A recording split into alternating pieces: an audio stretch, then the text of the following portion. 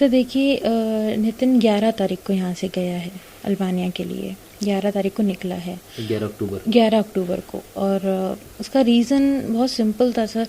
हम लोग कुछ कपड़े का काम करने की सोच रहे थे, जो मेक इट इंडिया प्रोजेक्ट है, उसके ज़रिए थोड़ा हम लोग मोटिवेट हुए थे और ये डिस्कस कर रहे थे कि हम कैसे कुछ एक बड़ा काम कर सकते हैं। और तो हमने आपस में ऐसे डिसाइड किया कि जो इंडियन एम्ब्रॉयडरी है, इंडियन फैब्रिक है, उसको हम एक्सपोर्ट कर सकते हैं दूसरे देशों में, वहाँ डिमांड ज़्यादा रहती है करके। तो हम इस पर काफ़ी रिसर्च भी कर रहे थे, काफ़ी समय से रिसर्च कर रहे थे कि कहाँ से हमें मटेरियल मिल सकता है, कहाँ पे हम क्या चीज़ कैसे कर सकते हैं, प्रिंटिंग कहाँ हो सकती है, एम्ब्रॉयडरी कहाँ हो सकती है। इसी दौरान भाई को कहीं से कोई अप्रोच करता है, ऑनलाइन कोई अप्रोच करता है और उसको अल्बानिया आने का ऑफ़र देता है, कहता है कि तुम एक कुछ सैम्पल्स ले आओ और मैं तुम्हें ऑर्डर दे देता हूँ। और उस ऑर्डर को सिक्योर करने के लिए, मतलब एक्सपोर्ट का ऑर्डर, उसको सिक्योर करने के लिए वो वहाँ गया था। हम लोग का बहुत सिंपल प्लान था कि अगर वो ऑर्डर सिक्योर हो जाता है तो हम यहाँ पे लोन लेके एक मैन्युफैक्चरिंग यूनिट डाल के हम अपना काम बना सकते हैं। इसी सिलसिले में वो 11 तारीख को यहाँ से निकला था मुंबई से दुबई, दुबई से अल्बानिया, उसकी कनेक्टिंग फ़्लाइट्स थी। दुबई तक हमारी उससे बात हुई है। दुबई के बाद उसकी लास्ट बात यही हुई है कि मेरी 1 घंटे में अगली फ़्लाइट है, मैं मतलब चेकिंग के लिए जा रहा हूँ। उसके बाद उससे कोई कांटेक्ट नहीं हुआ, कोई हमारे मैसेजेस तक नहीं पहुँचे, हमारी कॉल्स उस तक नहीं पहुँची, सोशल मीडिया के ज़रिए भी कोई कनेक्शन नहीं हो पाया।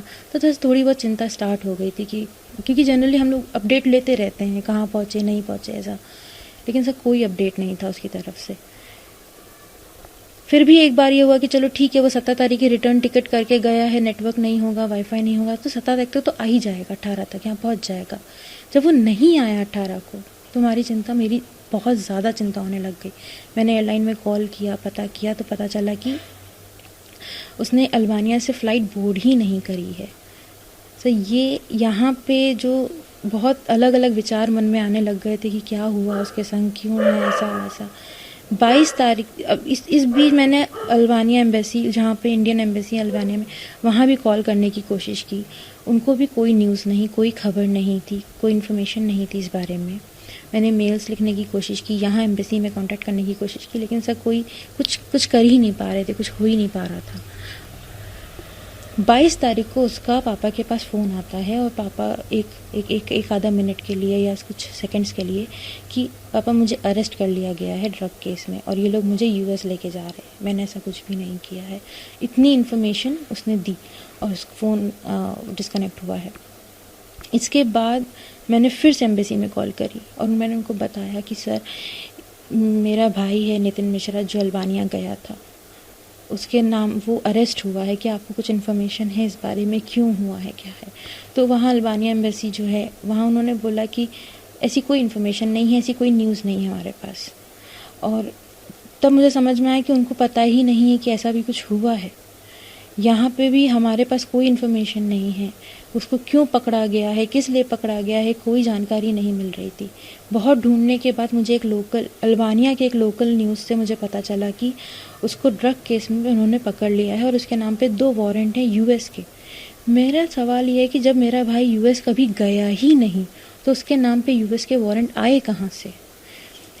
दूसरी चीज़, पहली बार वो अकेला ट्रैवल किया था, उन्होंने उसको जेल में मतलब पकड़ा और सीधा जेल में डाल दिया, ना सफाई देने का मौका दिया, ना लॉयर करने का मौका दिया, ना फैमिली प्रॉपर कांटेक्ट करने का मौका दिया कि वो कम से कम हेल्प, अपनी सफाई तो दे सके, बता तो सके कि आप जिसको ढूंढ रहे हैं वो मैं नहीं हूँ, आपने गलत कुछ को पकड़ लिया है।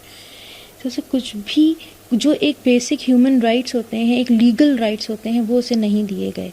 दूसरी चीज़, अगर यूएस ने उसके नाम पे वारंट निकाला है तो क्या यूएस को, इंडियन गवर्नमेंट को इन्फॉर्म नहीं करना चाहिए कि आपके इंडियन सिटीजन के नाम पे हमारे पास वारंट है? क्या आप लोगों को ये पता चला था कि ये वारंट कब कब निकाले गए? नहीं सर, कोई ना, वो तो बस एक लोकल न्यूज़ से हमको सिर्फ इतना पता चला कि उसके नाम पे 2 वारंट निकले हुए हैं, लेकिन वो किस चीज़ के वारंट हैं, कब निकले हैं, क्यों निकले हैं, कुछ नहीं पता। इंडियन गवर्नमेंट को कुछ नहीं पता, इंडियन एम्बेसी में कुछ नहीं पता, अल्बानिया में जो इंडियन एम्बेसी है उसे कुछ नहीं पता, कोई इन्फॉर्मेशन उन्होंने कहीं दी ही नहीं।